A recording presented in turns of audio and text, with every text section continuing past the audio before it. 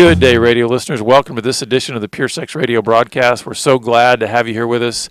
My name is Jonathan, and of course, I'm here with my good buddy Stephen. So, Stephen, how are you doing today? I am wonderful. I like podcast day. Yeah, it's fun. I always like it too. We get to talk about fun things, and which that's a little weird to say because when you're talking about like sexual brokenness and marriage is on the brink and all that kind of stuff. But when I say fun, what I mean is there's a richness to being able to bring, hopefully, words of wisdom and insight and truth, certainly peppered with grace. Then I think that's where the work of transformation occurs.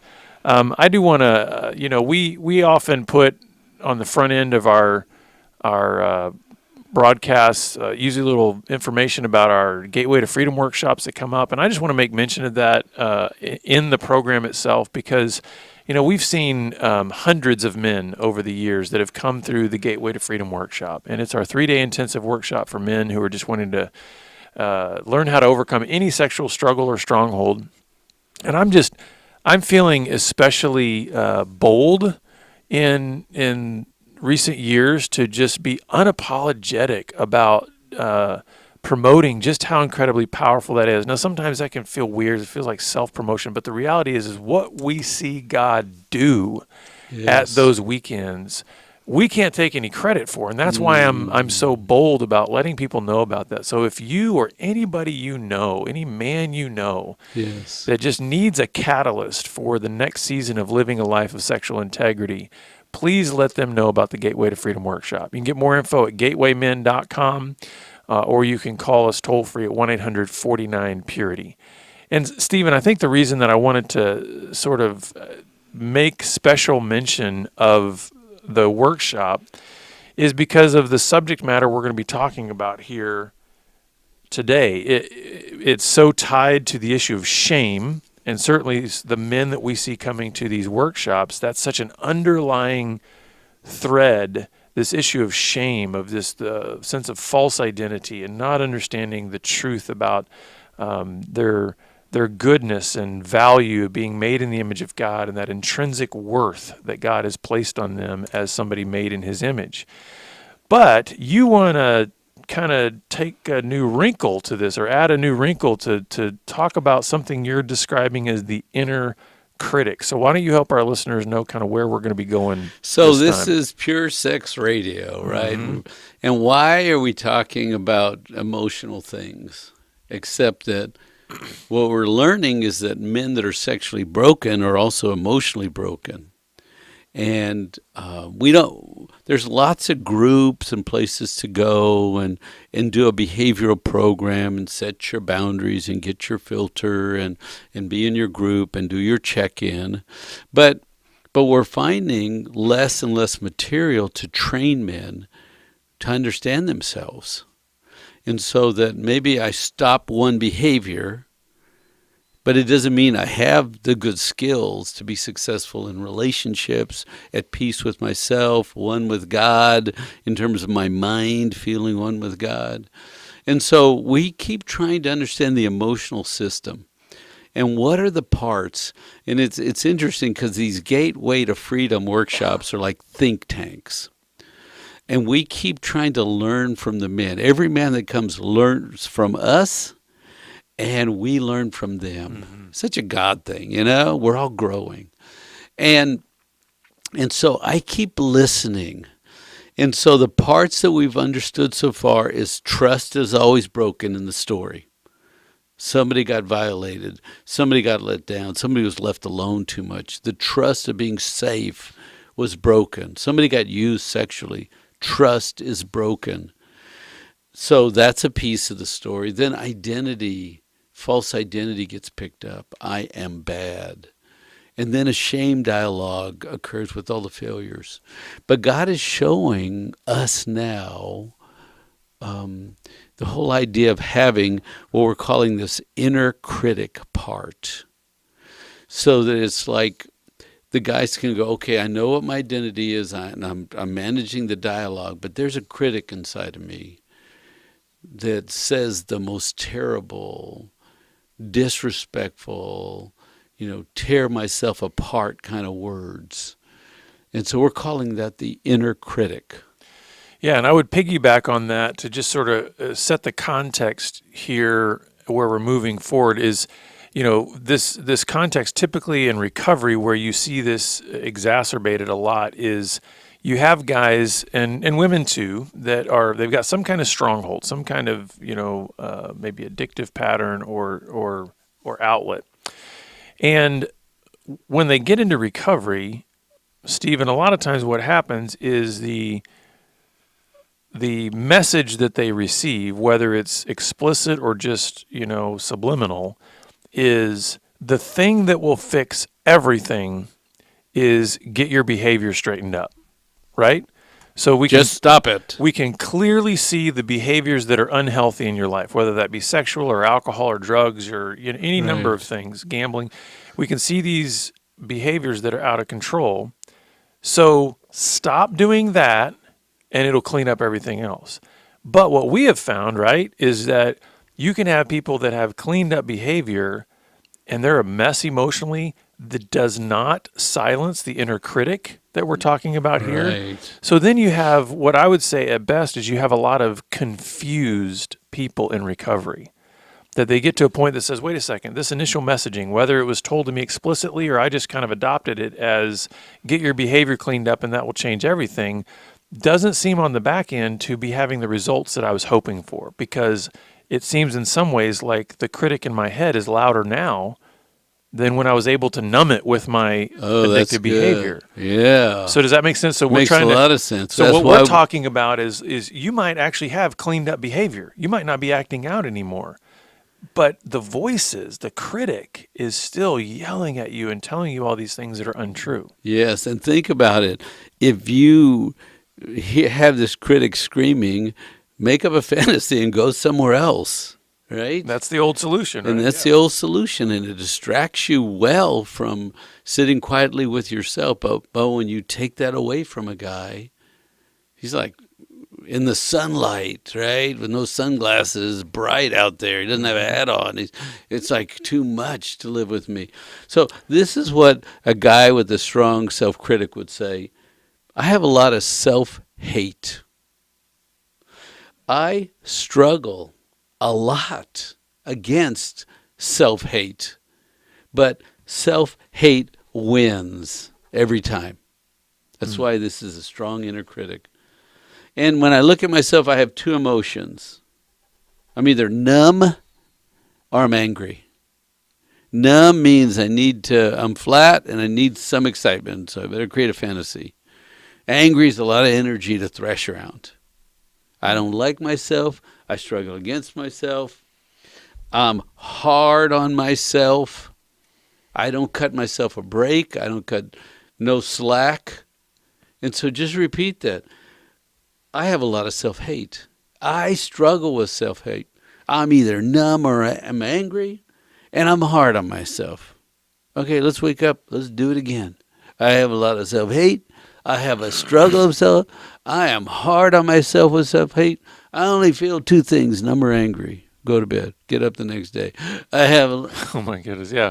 Well, and here's, just to back up just a little bit, I want our listeners to know this is not strictly applicable to men.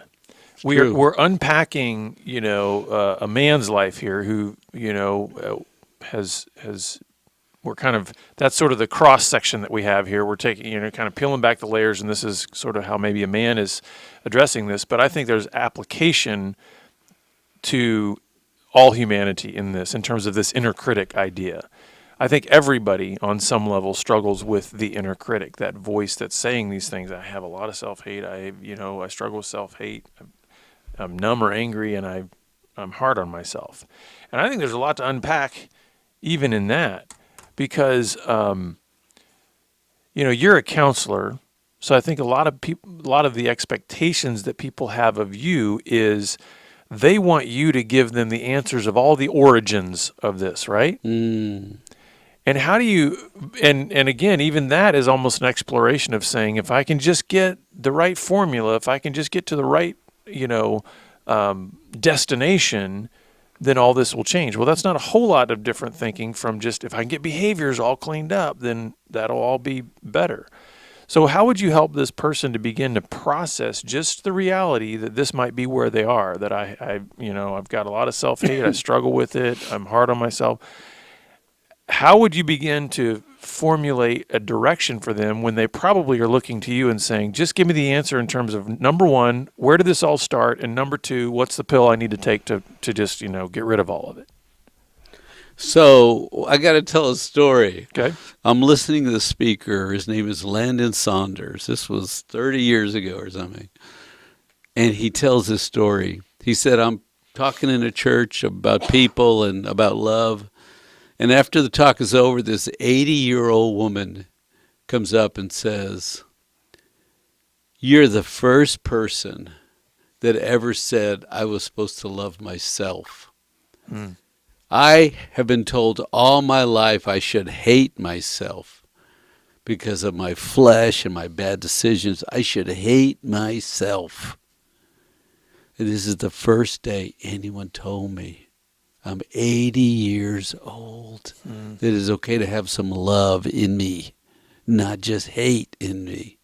And I think to myself, wow, what have we been saying, the Bible says, love your neighbors, you love yourself, right? And Jesus, what did he do when he got tired? He went to the mountain and prayed, took care of himself. I mean, it's okay to take care of yourself. It's okay to not have a terrible battle within and then die. It's okay to know forgiveness and grace and mercy. Mm-hmm. But we struggle. So the first thing you do is you recognize, man, I've got a terrible inner critic, and it's me.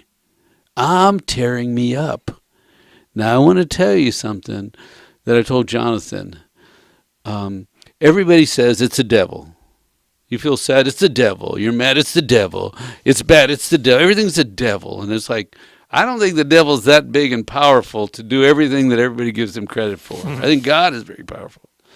I think the devil pecks on wherever he can get in a crack and weasel in, whenever he can whisper some stuff. And I think evil will become your critic's best friend. Mm-hmm. And both of them, you will tear you up and evil will tear you up. But God will never tear you up. And he never wants you to run this program. Isn't that who he is? It's not why he gave you the Holy Spirit inside, because he wants you to do more self-destruction. No. The Holy Spirit produces the fruit of peace. Mm-hmm. That's what he wants inside you. And that's what I would say in relationship to that is it for those out there who are continually trying to find out just the origins of all this, or continually trying to find out, quote unquote, the answer, like it's going to be some kind of singular, simple, non-complex reality. It's like, man, look at your life. There's complexity to your life and your relationships and your history and all those kinds of things. For those out there who are trying to look for that singular origin answer, I want to put it into two major categories as it relates to the voice we're talking about. There is either the voice of truth, and we'll call that the voice of God, mm-hmm. or not. Yes. Okay, that's it. So regardless of what you put in that not category, whether it's me or the devil or my parents, I don't care. I'm not as interested in getting down to the nuts and bolts of every minutia of the origin of that. Let's just recognize that when you are having thoughts such as, I hate myself, I'm beating myself up, I'm not worth loving, mm-hmm. Those are in the not from God category. Right. So that's why I think when you use the word evil, it attaches to that. Yeah. Because that there is an evil component to that, meaning that is not God. That's right. Not God is evil. So if you are continually spinning this thought in your mind that is saying, I'm not worthy of love, there is an evil component to that, because God actually says you're worth the life of my only son, that was my deepest and highest expression of love. How could you not be worth loving? And so, But I want to play back to, I didn't answer your question, and I do now. Why does this exist? Because I've done it all my life since I was little. I said, oh, your room's not clean. Your dad's mad and yelling. Oh, you're so stupid. Why can't you clean your room? Right? I've done it all my life. It is designed to punish me, to make me better. Right? That's why we say these things. Oh, don't be stupid. Well, I hear I'm stupid, but the goal is don't be stupid. Don't be a mess. Why do you screw up? Stop screwing up. That's what that critic is. It's trying to help you be better, but it's unmerciful. Yeah. It's unrelenting. It is a habit from childhood, right? And we think it makes us better, but it creates turmoil and destruction. and when you're saying that, I'm thinking the thing that came into my mind was there's just these two fundamentally different paradigms from which these voices can speak to us. And the inner critic paradigm is very much a fear-based paradigm. Broken, fearful, So like when you're saying that, I'm realizing that that's what happens to a lot of people then when they get into recovery. Okay, here's the way that I'm going to become this, vibrant, thriving, pure person is I'm just going to scare myself from all these consequences out there. Good. I'm going to snap rubber bands on my wrist. I'm going to associate pain with my sexuality. I'm going to do all these things to just scare the daylights out of me. It's that idea of when people say, punish me to end up good. Exactly. So keep going. What were you thinking? The other voice, which is the God truth voice, is a love and a grace-based paradigm. Right. This paradigm that says, Stephen, listen, we're not going to ignore or dismiss every single circumstance that has occurred in your life. We're not diminishing the reality of maybe pain that's happened to you, wounds that have happened, poor decisions you've made. All of that is true in your life, but they have no bearing on your intrinsic value as a human being made in the image of God. So what do I say now? That's a different voice. Well, listen to this. So let's try this out in your two models. Because one model says, I've made stupid decisions in my life. I made poor choices. And I try not to be bad, but I keep screwing up. Don't you know who I am? I can't forgive myself. You don't know what I've done. You don't know how bad I've been. You don't know the scars I've left on other people's lives, treating them the way I've treated them. Don't you know who I am? Yeah, so I think then in the fear-based model, that would essentially say, beat yourself up harder in order to prevent you from going back to Are you listening to this, people? Are you listening to what he's saying? Beat yourself up more so you can be better. Punish yourself. Torment yourself. Waste time all day long turning on yourself. Do more criticism. Did you hear that? Keep going. That was good. Yeah, and then I think the grace-based model or the love-based model is recognizing, the immediate thought I had was, think about from a dad perspective. Now, even in our absolutely imperfect, broken, fleshly, worldly fatherness or fatherhood, we recognize that when our kids are a mess, are absolutely a mess. And I say, I'm so stupid. Dad, I'm so stupid. You know what I did, Dad? And that they have I'm actually, stupid. What I'm saying is, and they've actually made mistakes, willful. They have actually disobeyed. They've actually done these things. From even a human fatherly perspective, if we're a good dad, guess what we're going to do? We're going to say, I love you. Let's learn from that. Yes, what are you going to tell me about my identity? I am stupid, Dad. I did it again. I'm so stupid. Do you hear me? A grace-based model says you did a stupid thing. It does not make you stupid and worthless. That's right. Your actions are not who you are. Your actions are what you did or the things that were done to you.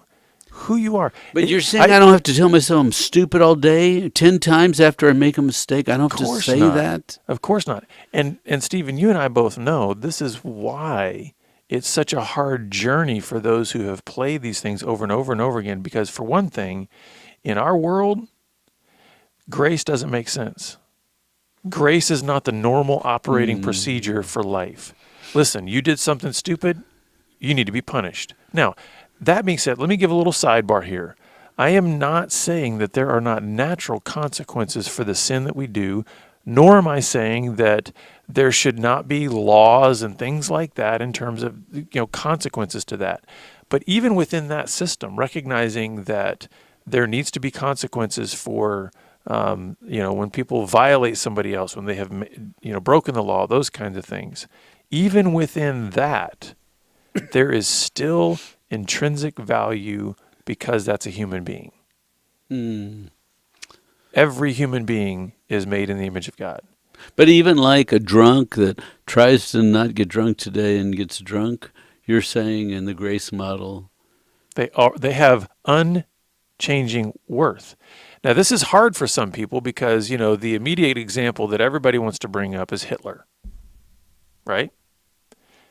They want to bring up Hitler because it's like, wait a second. I never thought of that. It's like, wait a second, how can you say that, every human being has intrinsic value? Hitler seemed to be evil incarnate. Okay, let's go back to Inner Critic. What can the outcomes be when we begin to engage in perpetual obsessive thought on what is untrue and false? That can lead, we talked about evil, right? Right.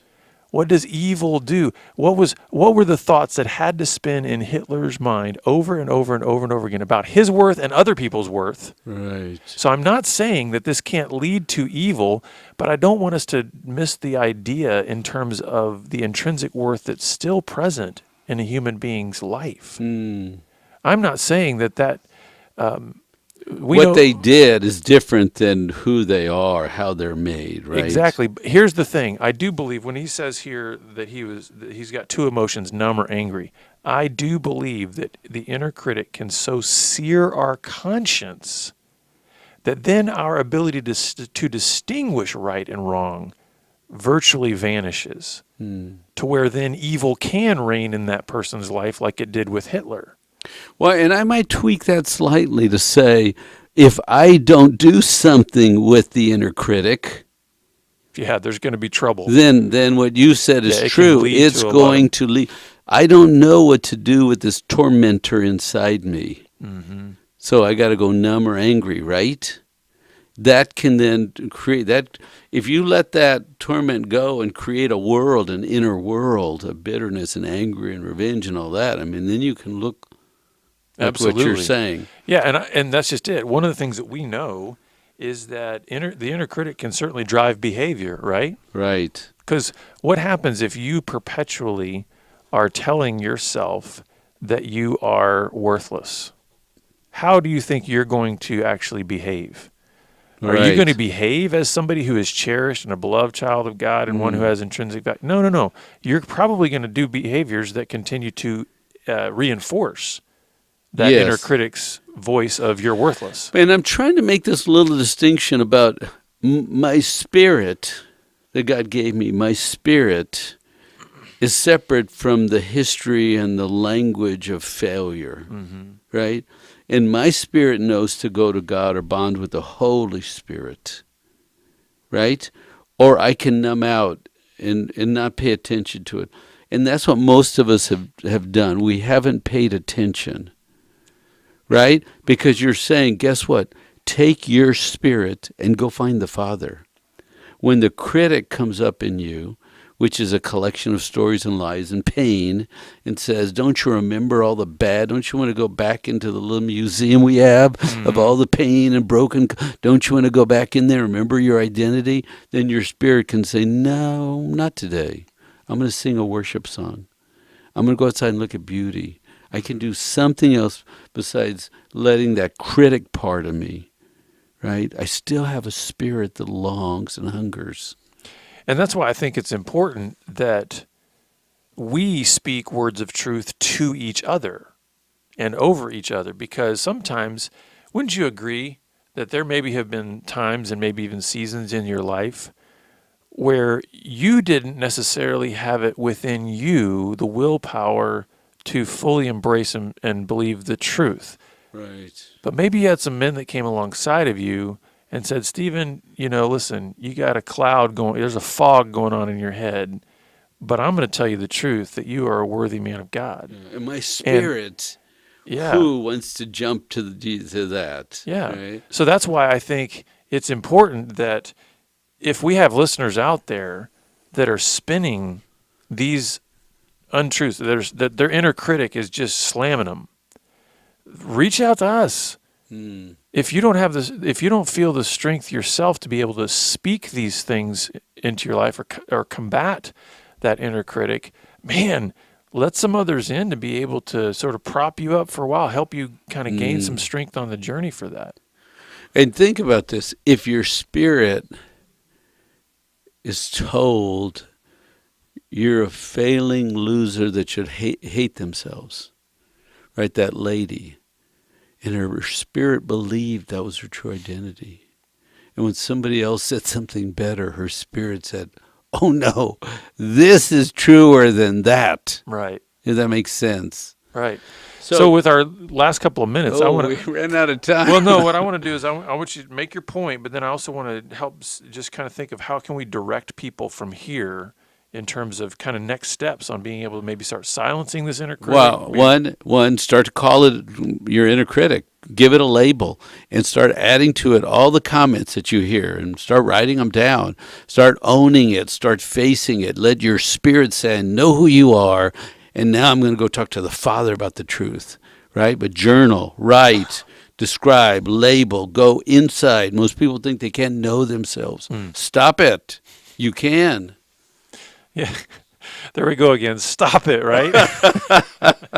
Oh, that sounds like a behavioral. Yeah. Stop the lie is what I'm saying. But here's the thing. We don't throw the baby out with the bathwater, right? I mean, it's like stopping thoughts and stopping behavior is still good. Stopping bad thoughts. It's not the comprehensive, yeah.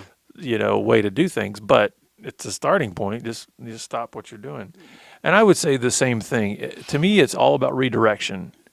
It's like if you can begin to allow yourself to be trained in such a way that your inner critic becomes a trigger for redirection.